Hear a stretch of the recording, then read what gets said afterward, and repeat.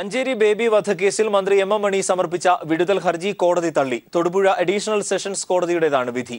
CPIM Idukki ജില്ലാ secretary K ജയചന്ദ്രനെയും CITU നേതാവ് AK ദാമോദരനെയും കേസിൽ പ്രതി ചേർക്കണമെന്ന പ്രോസിക്യൂഷൻ ആവശ്യം കോടതി അംഗീകരിച്ചു. അഞ്ചേരി ബേബി വധക്കേസിൽ വൈദ്യുതി മന്ത്രി എം മണി സമർപ്പിച്ച വിടുതൽ ഹർജിയാണ് കോടതി തള്ളിയത്. മണിക്കൊപ്പം ഗൂഢാലോചനയിൽ പങ്കുണ്ടെന്ന് പ്രോസിക്യൂഷൻ ആരോപിച്ച CPIM ജില്ലാ സെക്രട്ടറി കെ ജയേന്ദ്രൻ, CITU മുൻ ജില്ലാ സെക്രട്ടറിയായിരുന്ന AK ദാമോദരൻ എന്നിവരെ കൂടി പ്രതിപട്ടികയിൽ ഉൾപ്പെടുത്താൻ കോടതി ഉത്തരവിട്ടു. കെ ജയേന്ദ്രൻ, AK ദാമോദരൻ എന്നിവർ യഥാക്രമം 5ഉം 6ഉം പ്രതികളായാണ് പ്രതിപട്ടികയിൽ ഉൾപ്പെടുത്തിയിരിക്കുന്നത്. അടുത്ത മാസം 24-ന് കേസ് പരിഗണിക്കുമ്പോൾ എല്ലാ പ്രതികളും കോടതിയിൽ ഹാജരാകണമെന്നും കോടതി നിർദ്ദേശിച്ചിട്ടുണ്ട്. പ്രോസിക്യൂഷൻ വാദം അംഗീകരിച്ച കോടതി സ്വാധീനത്തിന് വഴങ്ങിയില്ലെന്ന് തെളിയിച്ചതായി വാദിഭാഗത്തിന് വേണ്ടി ഹാജരായ അഭിഭാഷകൻ പ്രതികരിച്ചു. എന്നാൽ വിധിയെ നിയമപരമായും രാഷ്ട്രീയമായും നേരിടുമെന്ന് പ്രതിപട്ടികയിൽ ചേർക്കപ്പെട്ടവരും വ്യക്തമാക്കി. കോടതി വിധി ഒരു കോടതി താഴെ ഒരു കോടതി വിധിച്ചു എന്നോർത്തൊന്നും എനിക്കൊരു ബേജാറുമില്ല. ഇനിയും കോടതികളില്ലേ, നിയമമുണ്ട്. നിയമപരമായും രാഷ്ട്രീയമായും ഈ കേസിനെ മുമ്പ് മുതൽ ഞങ്ങൾ നേരിടുന്നതാണ്.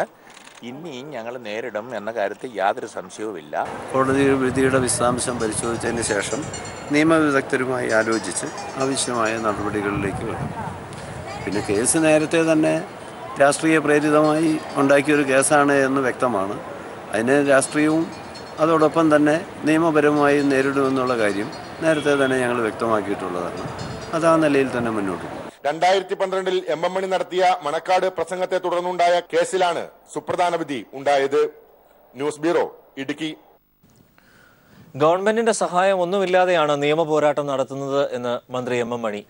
വിചാരണ പൂർത്തിയാകും മുൻപ് രാജി ആവശ്യപ്പെടുന്നത് സാമാന്യ യുക്തിക്ക് നിരക്കാത്തതാണെന്നും മന്ത്രി പറഞ്ഞു. ഞാൻ പറയാം, ഞാൻ ഈ ഗവൺമെന്റിന്റെ യാതൊരുവിധ കാര്യവും സഹായവും മേടിക്കാതെ തന്നെയാണ് ഈ കേസിനെ നേരിടാൻ പോകുന്നത്. മനസ്സിലായോ? ഞാൻ ഹൈക്കോടതിയിൽ നിന്ന് സീനിയർ അഡ്വക്കേറ്റ് ശ്രീകുമാറിനെ വെച്ചിട്ടാണ്, ഞാൻ തന്നെയല്ല വേറെ എൻ്റെ കൂടെ ആളുകളുണ്ട്. ആ കേസിൻ്റെ വിചാരണയിലല്ലേ ഞാൻ കുറ്റക്കാരനാണോ ഇല്ലോ എന്ന് പറയുന്നത്. അതിനു മുമ്പ് ഞാൻ രാജിവെക്കണമെന്ന് പറഞ്ഞ കോമൺ സെൻസ് ഉള്ളവരാരെങ്കിലും പറയുമോ? പറ. എം മണിക്കെതിരെ നടക്കുന്നത് വ്യാജ പ്രചാരണമാണെന്ന് CPIM സംസ്ഥാന സെക്രട്ടറി കോടിയേരി ബാലകൃഷ്ണൻ. മണി MLA ആയിരുന്നപ്പോൾ ഉണ്ടായിരുന്ന കേസാണിത്. മന്ത്രി ആയ ശേഷം പുതിയ കേസുകളൊന്നും ഉണ്ടായിട്ടില്ലെന്നും കോടിയേരി. ഇത് MLA ആയതിനു ശേഷമുണ്ടായ ഒരു കേസോ മന്ത്രിസ്ഥാനം ഏറ്റെടുത്തതിന് ശേഷം ഉണ്ടായിട്ടുള്ള പുതിയൊരു കേസോ അല്ല. അതുകൊണ്ട് തന്നെ ഇതിൻ്റെ അടിസ്ഥാനത്തിൽ എം മണി രാജിവെക്കണമെന്ന പ്രതിപക്ഷത്തിൻ്റെ ആവശ്യത്തിന് യാതൊരുവിധ അടിസ്ഥാനവുമില്ല. ഇത് രാഷ്ട്രീയ ഉദ്ദേശത്തോടു കൂടി നടത്തുന്ന ഒരു പ്രചരണം മാത്രമാണ്. അഞ്ചേരി ബേബി വധക്കേസിൽ വിടുതൽ ഹർജി തള്ളിയ സാഹചര്യത്തിൽ എം മണി മന്ത്രിസ്ഥാനം രാജിവെക്കണമെന്ന് VM സുധീരനും രമേശ് ചെന്നിത്തലയും ആവശ്യപ്പെട്ടു. അദ്ദേഹം അധികാരത്തിൽ തുടരുന്നത് ഒട്ടും ശരിയല്ല. എത്രയും വേഗത്തിൽ തന്നെ മന്ത്രിസ്ഥാനം രാജിവെക്കണം. രാജിവെച്ചില്ലെങ്കിൽ അദ്ദേഹത്തെ മന്ത്രിസഭയിൽ നിന്നും പുറത്താക്കാൻ മുഖ്യമന്ത്രി തയ്യാറാകണം. അദ്ദേഹത്തിന്റെ വിടുതൽ ഹർജി തള്ളിയതിന്റെ അടിസ്ഥാനം അദ്ദേഹം പ്രതിയാണിപ്പോൾ വിചാരണ നേരിടാൻ പോകും. സംസ്ഥാന മന്ത്രിസഭയിലെ ഒരു മന്ത്രി കൊലക്കേസിൽ വിചാരണ നേരിടുമ്പോൾ, പ്രതിയായി വിചാരണ നേരിടുമ്പോൾ എങ്ങനെ അദ്ദേഹത്തിന് ആ സ്ഥാനത്ത് തുടരാൻ കഴിയും? മുഖ്യമന്ത്രി അടിയന്തരമായി അദ്ദേഹത്തെ ഒന്നുകിൽ മന്ത്രിസഭയിൽ നിന്ന് പുറത്താക്കണം, അല്ലെങ്കിൽ അദ്ദേഹത്തിന്റെ രാജി വാങ്ങണം. നോട്ട് പ്രതിസന്ധി അവസാനിക്കാൻ സർക്കാർ ആവശ്യപ്പെട്ട 50 ദിവസം തീരാൻ ഇനി 5 ദിവസം മാത്രം ബാക്കി. ഡിസംബർ 30 അടുത്തിട്ടും പ്രധാന നഗരങ്ങളിലെ ബാങ്കുകളിൽ പോലും ആവശ്യത്തിന് നോട്ടുകളില്ല. പ്രതിസന്ധി 6 മാസം കൂടി തുടരുമെന്നാണ് വിദഗ്ധരുടെ വിലയിരുത്തൽ. തുടർ സമര പരിപാടികൾ ചർച്ച ചെയ്യാൻ പ്രതിപക്ഷ പാർട്ടികൾ സംയുക്ത യോഗം ചേരും. കോൺഗ്രസ് പാർലമെന്റ് മാർച്ച് നടത്തി. ഡിസംബർ 30-നകം നോട്ട് നിയന്ത്രണം അവസാനിക്കുമെന്നും ബാങ്കുകളിലും ATMകളിലും ആവശ്യത്തിന് നോട്ടുകൾ എത്തിക്കുമെന്നുമായിരുന്നു സർക്കാർ വാഗ്ദാനം. എന്നാൽ സർക്കാർ ആവശ്യപ്പെട്ട സമയം തീരാൻ 5 ദിവസം മാത്രം ബാക്കി നിൽക്കെ പ്രധാന നഗരങ്ങളിലെ ബാങ്കുകളിൽ പോലും നോട്ടുകൾ എത്തിയിട്ടില്ല. നോട്ട് നിയന്ത്രണം കുറഞ്ഞത് മാർച്ച് ആദ്യവാരം വരെയെങ്കിലും തുടരേണ്ടി വരുമെന്ന് SBI ചെയർപേഴ്സൺ അരുന്ധതി ഭട്ടാചാര്യ തന്നെ വ്യക്തമാക്കിയിരുന്നു. ഈ സാഹചര്യത്തിൽ സർക്കാരിനെതിരെയുള്ള പ്രതിഷേധം ശക്തമാക്കാൻ പ്രതിപക്ഷ പാർട്ടികൾ സംയുക്തമായി തീരുമാനിച്ചു.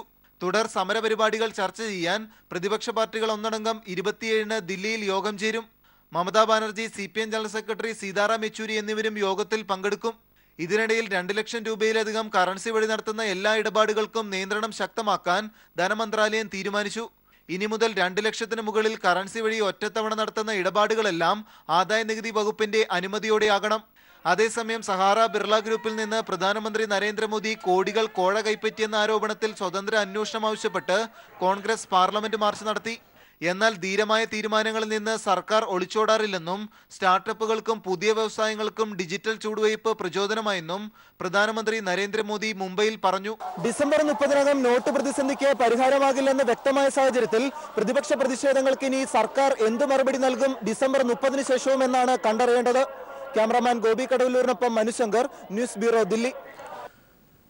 വൻതുക ചെലവഴിച്ച് അറബിക്കടലിൽ സ്ഥാപിക്കുന്ന ഛത്രപതി ശിവജി സ്മാരകത്തിന് പ്രധാനമന്ത്രി നരേന്ദ്രമോദി ഭൂമി പൂജ നടത്തി.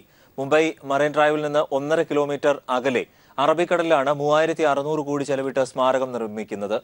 15 ഹെക്ടർ സ്ഥലം ദ്വീപാക്കി മാറ്റിയാണ് 210 മീറ്റർ ഉയരമുള്ള ശിവാജി പ്രതിമ സ്ഥാപിക്കുക. 2019 പദ്ധതി പൂർത്തിയാകുമെന്നാണ് പ്രതീക്ഷ. സ്മാരകം സ്ഥാപിക്കുന്ന ഭാഗത്തേക്ക് ഹോർക്രാഫ്റ്റിൽ എത്തിയ മോദി ജലപൂജയും നടത്തി. മുഖ്യമന്ത്രി ദേവേന്ദ്ര ഫട്നാവിസ്, ശിവസേന നേതാവ് ഉദ്ധവ് താക്കറെ, ഗവർണർ വിദ്യാസാഗർ റാവു എന്നിവരും ചടങ്ങിൽ പങ്കെടുത്തു. അതേസമയം മഹാരാഷ്ട്ര സർക്കാർ വൻതുക ചെലവഴിച്ച് പ്രതിമ സ്ഥാപിക്കുന്നതിനെതിരെ മത്സ്യത്തൊഴിലാളികൾ പ്രതിഷേധവുമായി രംഗത്തെത്തി. സഹകരണ ബാങ്കുകൾക്കും തനിക്കെതിരെയും ഉയർന്ന കുപ്രചാരണങ്ങൾക്ക് മറുപടിയുമായി മന്ത്രി കടകംപള്ളി സുരേന്ദ്രൻ. സഹകരണ ബാങ്കുകളുടെ കാര്യത്തിൽ ഏത് അന്വേഷണത്തെയും സർക്കാർ നേരിടും. സംസ്ഥാനത്തെ സഹകരണ ബാങ്കിൽ നിന്നും 1 രൂപയുടെ കള്ളപ്പണം പോലും കണ്ടെത്തിയിട്ടില്ല. തന്റെ പേഴ്സണൽ സ്റ്റാഫ് അംഗമായിരുന്ന ശ്രീവത്സനുമായി ബന്ധപ്പെട്ട് ഉയർന്ന വിവാദങ്ങൾ അടിസ്ഥാനരഹിതമാണെന്നും കടകംപള്ളി പറഞ്ഞു. സഹകരണ ബാങ്കുകൾക്കെതിരെ സംസ്ഥാനത്ത് BJP നടത്തുന്ന കുപ്രചരണങ്ങൾക്ക് ചില മാധ്യമങ്ങളും കൂട്ടുനിൽക്കുന്നു. സഹകരണ ബാങ്കുകളിലെ കള്ളപ്പണവുമായി ബന്ധപ്പെട്ട് ഏത് അന്വേഷണത്തെയും സ്വാഗതം ചെയ്യുന്നതായി സഹകരണ മന്ത്രി കടകംപള്ളി സുരേന്ദ്രൻ പറഞ്ഞു. ഏതു തരത്തിലുള്ള അന്വേഷണത്തെയും നമ്മൾ സ്വാഗതം ചെയ്യുകയാണ്. യാതൊരു തരത്തിലുള്ള അഭിപ്രായ വ്യത്യാസവും ഞങ്ങൾക്കില്ല. ഈ കടകംപള്ളി ബാങ്ക് പോലും KYC മാനദണ്ഡം പാലിച്ചാണ് നിക്ഷേപങ്ങൾ സ്വീകരിക്കുന്നത്. മിക്കവാറും എല്ലാ ബാങ്കുകളും അങ്ങനെ തന്നെയാണ്. ഏത് രൂപത്തിലുള്ള പരിശോധനയെയും നമ്മൾ സ്വാഗതം ചെയ്യുന്നത് അതുകൊണ്ടാണ്. കടകംപള്ളി സർവീസ് സഹകരണ ബാങ്കുമായി ബന്ധപ്പെട്ട് വ്യക്തിപരമായ തേജോവധമാണ് തനിക്കെതിരെ നടക്കുന്നത്. തന്റെ കുടുംബത്തിൽ 50,000 രൂപ നിക്ഷേപിക്കാൻ ആവതുള്ള ആരുമില്ല. വസ്തുതകൾ പരിശോധിക്കാതെയും മനസ്സിലാക്കാതെയുമാണ് വാർത്തകൾ നൽകുന്നതെന്നും മന്ത്രി കുറ്റപ്പെടുത്തി. കടകംപള്ളി എന്ന പേരാണ് BJPയെ വലിയ തോതിൽ അസ്വസ്ഥമാക്കുന്നത്. എന്നെയാണ് ഉദ്ദേശിക്കുന്നതെങ്കിൽ എൻ്റെ കുടുംബത്തിൽ ഒരു 50,000 നിക്ഷേപിക്കാൻ ശേഷിയുള്ള ആളില്ല. അതങ്ങ് മനസ്സിലാക്കിക്കോ. ഒരു മന്ത്രി എന്നുള്ള നിലയിൽ വ്യക്തിപരമായി ഒരു തേജോവധം, അതാണ് യഥാർത്ഥത്തിൽ അവർ ഉദ്ദേശിക്കുന്നത്. മലപ്പുറം സർവീസ് സഹകരണ ബാങ്കിൽ നിന്നും കള്ളപ്പണം കണ്ടെത്തിയെന്ന വാർത്ത അടിസ്ഥാനരഹിതമാണ്. പുത്തൻ തലമുറ ബാങ്കുകളെ സഹായിക്കാനുള്ള BJPയുടെ ശ്രമമാണിതെന്നും മന്ത്രി പറഞ്ഞു. സഹകരണ മേഖലയിലെ ക്രമവിരുദ്ധമായ ഒരു പ്രവർത്തനത്തെയും സർക്കാർ ന്യായീകരിക്കില്ലെന്നും അദ്ദേഹം വ്യക്തമാക്കി. പേഴ്സണൽ സ്റ്റാഫ് അംഗം ശ്രീവത്സന്റെ കാര്യത്തിലും മന്ത്രി മറുപടി നൽകി. ശ്രീവത്സൻ ഒരു ആക്സിഡന്റിൽ പെട്ടു. ശ്രീവത്സന് പ്രവർത്തിക്കാനായിട്ട് കുറേ നാളുകളായിട്ട് വരാൻ പറ്റുന്നില്ല. അത്തരമൊരു പശ്ചാത്തലത്തിൽ ശ്രീവത്സനോട് തന്നെ നമ്മൾ ചോദിച്ചു, എന്താ വേണ്ടത്, നിങ്ങൾക്ക് ഇനിയിപ്പോൾ പഴയതുപോലെ വരാൻ വേണ്ടി സാധിക്കുമെന്ന് ചോദിച്ചപ്പോൾ ശ്രീവത്സൻ പറഞ്ഞു, ഒഴിവാക്കിയാലും തിരക്കേടില്ല എന്ന് പറഞ്ഞു. നമ്മൾ ഒഴിവാക്കിയെന്നുള്ളത് മാത്രമേ ഉള്ളൂ. മുഖ്യമന്ത്രി പേഴ്സണൽ സ്റ്റാഫ് അംഗങ്ങളുടെ യോഗം വിളിച്ചതിൽ യാതൊരു അസ്വാഭാവികതയുമില്ലെന്നും മന്ത്രി കടകംപള്ളി സുരേന്ദ്രൻ തിരുവനന്തപുരത്ത് വ്യക്തമാക്കി. News bureau, Thiruvananthapuram. ഉണ്ണിയേശുവിന്റെ തിരുപ്പിറവിയുടെ ഓർമ്മയിൽ ലോകം ക്രിസ്മസിനെ വരവേൽക്കാൻ ഒരുങ്ങുന്നു. ജെറുസലേമിലെ ആഘോഷ പരിപാടികളുടെ വിവരങ്ങളുമായി ഫാദർ സ്ലീബ കാട്ടുമങ്ങാട് ചേരുന്നു. ഫാദർ, വിവരങ്ങൾ. രാവിലെ ഇന്ന് 9 മണി മുതൽ ജെറുസലേമിലെ തിരുപ്പിറവി ദേവാലയത്തിനോട് ചേർന്ന് ജനങ്ങളുടെ കൂട്ടമായി വളരെ വരുന്നതോടൊപ്പം തന്നെ ഇവിടുത്തെ ആഘോഷപരമായ ബാൻഡ് മേളങ്ങള്, വാദ്യമേളങ്ങള് വളരെ ഏറ്റവും നല്ല നിലയിൽ നടന്നു കഴിഞ്ഞു. തുടർന്ന് 2 മണിക്ക് ഇപ്പോൾ ഇവിടെ ജെറുസലേം പാത്രിക്കീസിന്റെ സ്ഥാനം വഹിക്കുന്ന പിയർ ബാപ്റ്റിസ്റ്റ ബിസ്ബെല്ല പ്രവേശിച്ചു. ഇവിടുത്തെ പ്രസിഡന്റ് മുഹമ്മദ് അബ്ബാസ് കൂടെ ഒരുമിച്ചായിരുന്നു, പാലസ്തീൻ പ്രസിഡന്റും ഒരുമിച്ചായിരുന്നു പ്രവേശിച്ചിരുന്നത്. അങ്ങനെ ചടങ്ങുകൾ നടന്നുകൊണ്ടിരിക്കുകയാണ്. വളരെ ലളിതമായി എന്ന് പറയാൻ പറ്റുകയില്ല, അല്ലെങ്കിലും വളരെ ആഘോഷപരമായി തന്നെ ചടങ്ങുകൾ നടന്നുകൊണ്ടിരിക്കുകയാണ്. മതനിരപേക്ഷതയ്ക്കെതിരെ വെല്ലുവിളി ഉയരുന്ന ഘട്ടത്തിൽ മതനിരപേക്ഷതയ്ക്ക് വേണ്ടി കൈരളി TV നിലകൊണ്ടതാണ് കൈരളിയെ ജനഹൃദയങ്ങൾ നെഞ്ചേറ്റിയത് എന്ന് മുഖ്യമന്ത്രി പിണറായി വിജയൻ. മതനിരപേക്ഷതയ്ക്ക് വേണ്ടി ശക്തമായ നിലപാടാണ് കൈരളി എന്നും സ്വീകരിച്ചിട്ടുള്ളത് എന്നും മുഖ്യമന്ത്രി പറഞ്ഞു. വർഗീയതയ്ക്കെതിരെ വിട്ടുവീഴ്ചയില്ലാതെ എതിർക്കാൻ തയ്യാറുണ്ടെങ്കിൽ മാത്രമേ മതനിരപേക്ഷത സംരക്ഷിക്കപ്പെടുകയുള്ളൂ. വർഗീയതയെ എതിർക്കുന്നതാണ് കൈരളിയെ ഔന്നത്യത്തിലെത്തിച്ചതെന്നും മുഖ്യമന്ത്രി പിണറായി വിജയൻ പറഞ്ഞു. മതനിരപേക്ഷതയ്ക്കെതിരെ വെല്ലുവിളികൾ ഉയർന്ന എല്ലാ ഘട്ടങ്ങളിലും മതനിരപേക്ഷതയുടെ അതിശക്തനായ വക്താവായി കൈരളി മുന്നോട്ട് വന്നിട്ടുണ്ട്. അതുതന്നെയാണ് കൈരളിയെ ബഹുജനങ്ങൾ ഒന്നാകെ നെഞ്ചേറ്റാൻ കാരണം. കൈരളി TV ഏർപ്പെടുത്തിയ ബിസിനസ് അവാർഡുകൾ വാണിജ്യ വ്യവസായ സംരംഭകർക്ക് വലിയ പ്രോത്സാഹനമായി മാറിയിട്ടുണ്ടെന്ന് അവാർഡ് ദാന ചടങ്ങിൽ അധ്യക്ഷത വഹിച്ച Malayalam communications limited chairman Mammootty അഭിപ്രായപ്പെട്ടു. കൈരളിയുടെ ഒരുപാട് നിക്ഷേപകർ നിങ്ങളിൽ ഒരുപാട് വലിയ വലിയ ആളുകളുണ്ട്. കേരളത്തിലും കേരളത്തിന് വെളിയിലുമുള്ള മലയാളികളും അല്ലാത്ത ആളുകളുമായി ഒരുപാട് അറിയപ്പെടുന്ന പ്രഗത്ഭരായ നിക്ഷേപകരുണ്ട്. നിക്ഷേപകരായതിനു ശേഷം ഒരുപാട് സ്ഥാനമാനങ്ങൾ അലങ്കരിച്ചവരുണ്ട്. പക്ഷേ ഈ പ്രഭാതത്തിന് ഞങ്ങൾക്ക് വളരെയേറെ സന്തോഷമുള്ള, കൈരളിക്ക് പ്രത്യേകിച്ച് അല്ലെങ്കിൽ കൈരളിയുടെ മറ്റു നിക്ഷേപകർക്കും സന്തോഷമുള്ള ഒരു കാര്യം, കൈരളിയുടെ ഒരു നിക്ഷേപകനാണ് ഇപ്പോൾ കേരളത്തിലെ മുഖ്യമന്ത്രി. വർഗീയതയ്ക്കെതിരെയുള്ള ഒരു നിലപാടുകളിലും വിട്ടുവീഴ്ച ചെയ്യാൻ കൈരളി ഒരുക്കമല്ലെന്ന് ചടങ്ങിൽ ആമുഖ പ്രഭാഷണം നടത്തിയ Malayalam communications limited managing director John Brittas പറഞ്ഞു. കേരളത്തിന്റെ നവോത്ഥാന നായകരും രാഷ്ട്രീയ പ്രമുഖരും സാമൂഹ്യ പരിഷ്കർത്താക്കളൊക്കെ സമ്മാനിച്ച കേരളത്തിന്റെ ആ മതനിരപേക്ഷത, അല്ലെങ്കിൽ കേരളം പ്രദാനം ചെയ്യുന്ന ലോകത്തിന് മുമ്പിൽ നൽകുന്ന നന്മ, ആ നന്മയ്ക്ക് ഒരു തരത്തിലും ഒരു കോംപ്രമൈസ് വരുത്താതെ സൂക്ഷിക്കണമെന്നുള്ള ആ പ്രതിജ്ഞ, ഞങ്ങൾ ശ്രേഷ്ഠമെന്ന് അല്ലെങ്കിൽ വിലപ്പെട്ടതെന്ന് മൂല്യമാർന്നതെന്ന് നെഞ്ചോട് ചേർത്ത് പിടിക്കുന്ന ഒരു കാര്യത്തിൽ ഒരു കോംപ്രമൈസും ഞങ്ങൾ നടത്തില്ല എന്ന് തീരുമാനിച്ചു. News bureau, Dubai. വ്രതശുദ്ധിയുടെ 41 ദിവസത്തിന് പരിസമാപ്തി കുറിച്ച് ശബരിമല മണ്ഡലപൂജയ്ക്കായി ഒരുങ്ങി. 25-ന് തങ്കയങ്കി ചാർത്തിയുള്ള ദീപാരാധനയും 26-ന് മണ്ഡലപൂജയും നടക്കും. ഉച്ചയ്ക്ക് 12-നും 12:30-നും ഇടയിലുള്ള മുഹൂർത്തത്തിലാണ് മണ്ഡലപൂജ.